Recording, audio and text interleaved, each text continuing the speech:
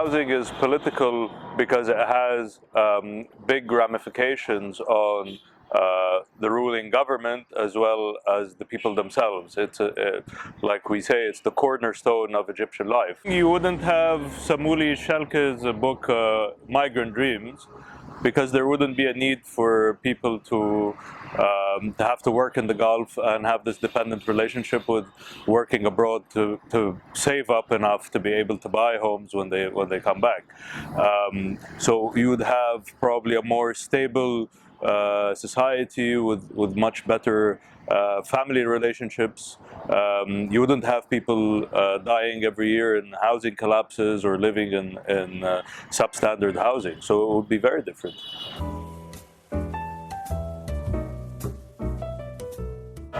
I'm not sure if there was a time where government housing worked efficiently or fairly. In the 50s and 60s are arguably the time where government housing was geared more towards the poor, but then again, it wasn't enough in terms of scale or reach. For many different issues.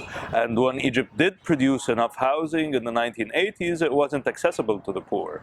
So there has always been this problem between the government's ability to produce housing, social housing, and for it to actually be cheap enough or affordable enough for the poor that are supposed to be its main target.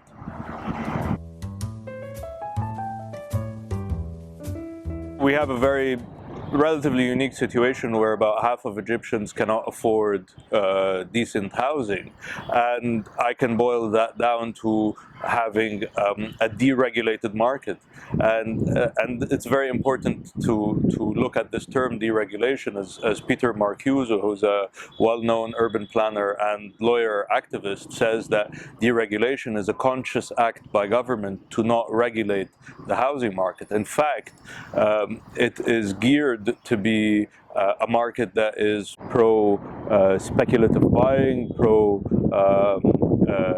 rising prices, and this is a very big issue. When the state is the main driver of commodification, it's very hard to get out of that. And at the other end, the social housing that is produced isn't enough to cover the needs of most Egyptians.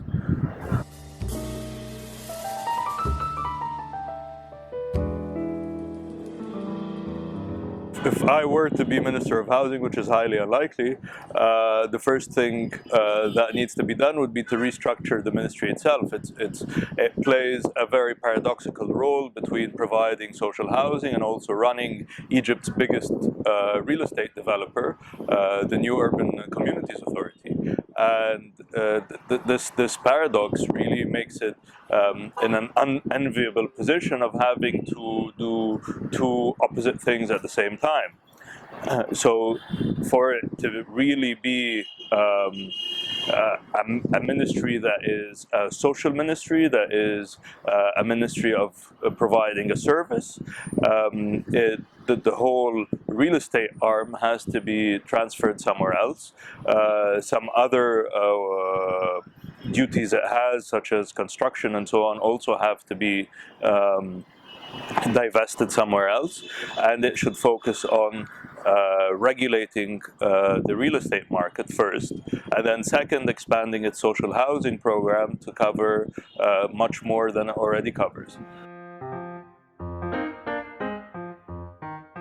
As you'll find in the book, the self-built housing is what is called actually the social production of habitat. It's where people produce their own homes for the social use that is the family use.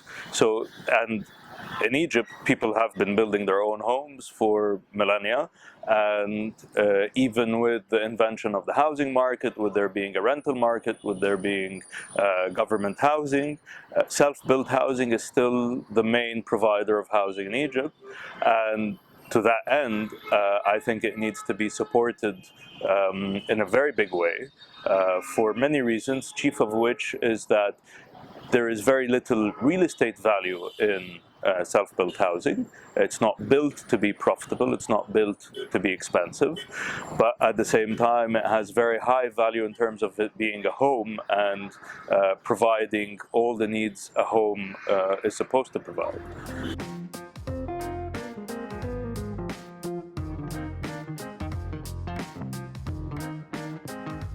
The housing crisis is as pertinent as ever. When we did research on how many Egyptians couldn't afford a home 4 years ago, I think the population was around 80 million. So half of them, you're talking about 40 million, couldn't afford the average home.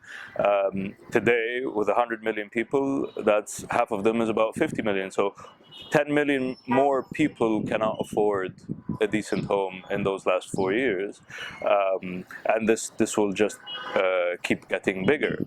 So at this time, a lot has to be done to cover already existing families that cannot find a decent home, plus future families that will need homes.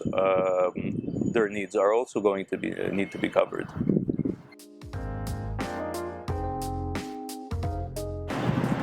There was research, I think, that David Sims did some years ago that showed that the average home stands empty for about 5 years before it's lived in. And this is on average. And coming here this morning, I saw a building which I've been seeing maybe for the last 20 years that has many apartments that are empty. So with real estate speculation and being the way it is, this is a way for people to either save money or invest their money. So they become these ghost apartments or ghost homes, and with 10 or 11 million empty apartments, it's going to be a while for them to be lived in. A very quick mathematical equation will show you that Egypt grows by about 600,000 families a year. If each one of them needs a home, in 10 years, that's about 6 million homes. So that's still a little more than half the empty housing that's standing today. So quantitatively, we don't really need to build housing for the next 15 years, yet the real estate market remains a very integral part of the economy now. And this is really the biggest paradox, is that however much supply you have, prices don't really come down and housing doesn't become affordable on its own.